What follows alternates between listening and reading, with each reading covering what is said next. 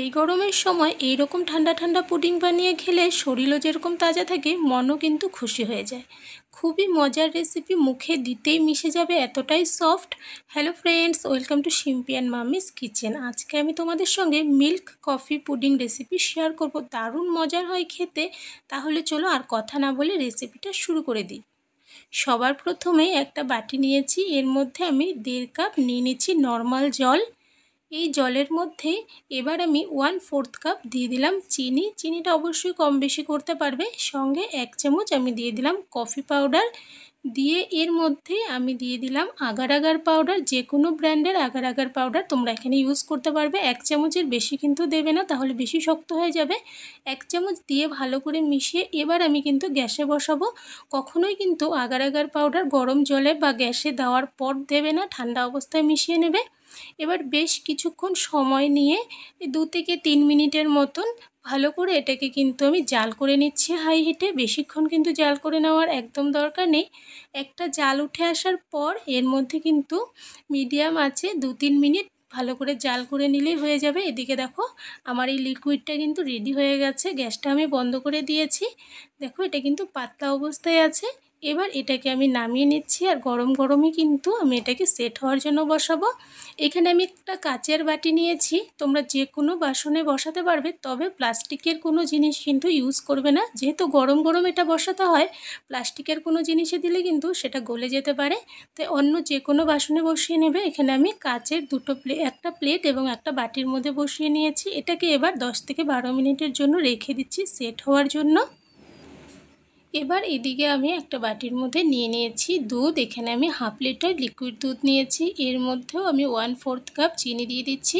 তবে চিনিটা অবশ্যই তোমাদের টেস্ট অনুযায়ী কম বেশি করে নেবে। এখানে আমি 1/4 কাপ চিনি দিয়েছি 1/2 লিটার দুধে। এর সঙ্গে আমি 1.5 চামচ এর মধ্যে আগার আগার পাউডার দিয়ে দিচ্ছি। অবশ্যই কিন্তু ঠান্ডা অবস্থায় দিয়ে ভালো করে মিশিয়ে নিতে হবে। তোমাদের কাছে লিকুইড দুধ না থাকলে কিন্তু জলে অল্প পাউডার দুধ মিশিয়েও এই কাজটা করতে পারবে, সেক্ষেত্রেও ভালো হয়। দুধের এই মিশ্রণটাকে আমি এবার গ্যাসে বসিয়ে দিয়েছি।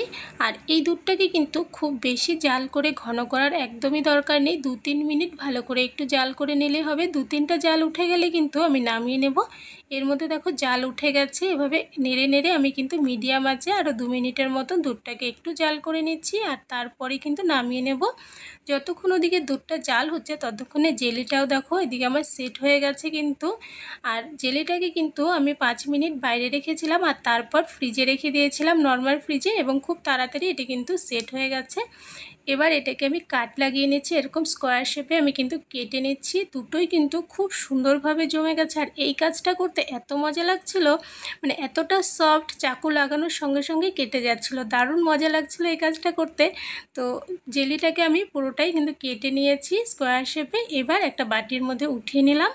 পুরোটাই কিন্তু আমি একটা বাটির মধ্যে উঠিয়ে নিয়েছি। দেখো দেখতে কি দারুণ লাগছে না? খুব মজা হয় এই কাজটা করতে, আমার কাছে ভীষণ মজা লাগে। দেখতেও যতটা মজার দেখো।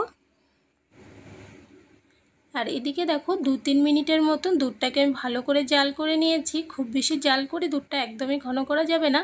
আমার দুধটা রেডি হয়ে গেছে, গ্যাসটা বন্ধ করে দিলাম। আর এই দুধটাকে কিন্তু গরম গরম অবস্থাতেই যেই পাত্রে সেট করবে সেই পাত্রে ঢেলে দিতে হবে, ঠান্ডা করা কিন্তু যাবে না। আমি আবারও কাচের বাটিটা নিয়েছি, এর মধ্যে জেলির টুকরোগুলো দিয়ে দিলাম। দিয়ে তার উপর থেকে আমি কিন্তু দুধের মিশ্রণটা দিয়ে দিচ্ছি। তোমরা যে কোনো বাটিতে সেট করতে পারবে, তবে কিন্তু প্লাস্টিকের কোনো কিছুতে সেট করতে যাবে না। সেক্ষেত্রে যেহেতু গরম গরম দুধ দিয়ে সেট করতে হবে, তাই কিন্তু প্লাস্টিকের কোনো কিছু দিলে সেটা কিন্তু গলে যেতে পারে। তাই প্লাস্টিক ছাড়া যে কোনো বাসনে কিন্তু সেট করতে পারবে। দুধটা দিয়ে উপর থেকে বাকি যে জেলির টুকরোগুলো ছিল সবগুলোই দিয়ে দিলাম। দিয়ে ভালো করে মিশিয়ে নিয়েছি যাতে করে এর মধ্যে কোনো রকম ফাঁক না থাকে। এবার আধা ঘন্টার মতো আমি রেখে দিচ্ছি, 15 মিনিট নর্মাল টেম্পারেচারে আর 15 মিনিট ফ্রিজে রাখবো। এদিকে বাকি যে দুধের মিশ্রণটা ছিল সেটা একটা বাটিতে সেট করব। কিছু টুটি ফ্রুটি দিয়েছি রেড কালারে, উপর থেকে দুধের মিশ্রণ দিয়ে দিলাম। দিয়ে সেম প্রসেসে কিন্তু এটাকেও একটু মিশিয়ে নিয়ে আধা ঘন্টার জন্য রেখে দিচ্ছি সেট হওয়ার জন্য। আর তারপর আমি বের করে তোমাদেরকে দেখাবো কেমন হয়েছে। এদিকে দেখো আধা ঘন্টা পর আবারও চলে আসলাম, আর এটা কিন্তু সুন্দরভাবে সেট হয়ে গেছে। দেখো হাত দেওয়ার পরও কিন্তু হাতে লেগে যাচ্ছে না, কত সুন্দরভাবে সেট হয়ে গেছে। এবার এই পুডিংগুলোকে আমি বের করে নেব, সাইড থেকে একটু ছাড়িয়ে নিয়ে উপর থেকে একটা প্লেট দিয়ে এভাবে উল্টো করে দিলাম। আর এর মধ্যে যেহেতু কোনো রকম ফাঁক থাকে না, তাই এটা কিন্তু বের হতে একটু সময় লাগে, তাই একটু ধৈর্য নিয়ে এটা কিন্তু বের করে নেবে। তাড়াহুড়ো করলে কিন্তু ভেঙে যেতে পারে। আর কতটা সফট এবং দেখো ফ্লাফি হয়েছে, মানে দেখতেই এত মজা লাগছে, খেতেও কিন্তু ভীষণ মজার। এই গরমে ঠান্ডা ঠান্ডা পরিবেশন করলে কিন্তু দারুণ লাগে খেতে। আর আমার এই মিল্ক কফি পুডিং তোমাদের কাছে কেমন লাগলো অবশ্যই কিন্তু কমেন্টস করে জানাবে। ভালো লাগুক খারাপ লাগুক যেরকমই লাগুক অবশ্যই কমেন্টসে জানাবে। ভালো লাগলে অবশ্যই লাইক করবে এবং বন্ধুবান্ধবদের সঙ্গে শেয়ার করবে রেসিপিটা। আর আমার চ্যানেলে নতুন হয়ে থাকলে এইরকম আরও নতুন নতুন রেসিপি ভিডিও পাওয়ার জন্য অবশ্যই চ্যানেলটাকে সাবস্ক্রাইব করে নেবে। সাবস্ক্রাইব করে পাশে থাকা বেল আইকনে অল বাটনসে প্রেস করে দেবে, তাহলে এই চ্যানেলে আপলোড করা যে কোনো নতুন ভিডিও নোটিফিকেশন তোমরা কিন্তু সবার প্রথমে পেয়ে যাবে।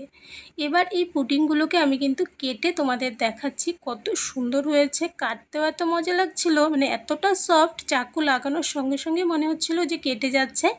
আর ভেতরটা দেখো কত সুন্দর হয়েছে। এইভাবে করে পুডিং বানিয়ে বাচ্চাদের দিলে কিন্তু বাচ্চারা খুব খুশি হয়ে যাবে এবং বড়রাও পছন্দ করবে। অবশ্যই রেসিপিটা বানিয়ে দেখো, আশা করছি ভালো লাগবে। আর এইরকম আরও একটা নতুন রেসিপি ভিডিও নিয়ে তোমাদের সঙ্গে আবারও দেখা হবে। তাহলে আজকের জন্য বাই বাই।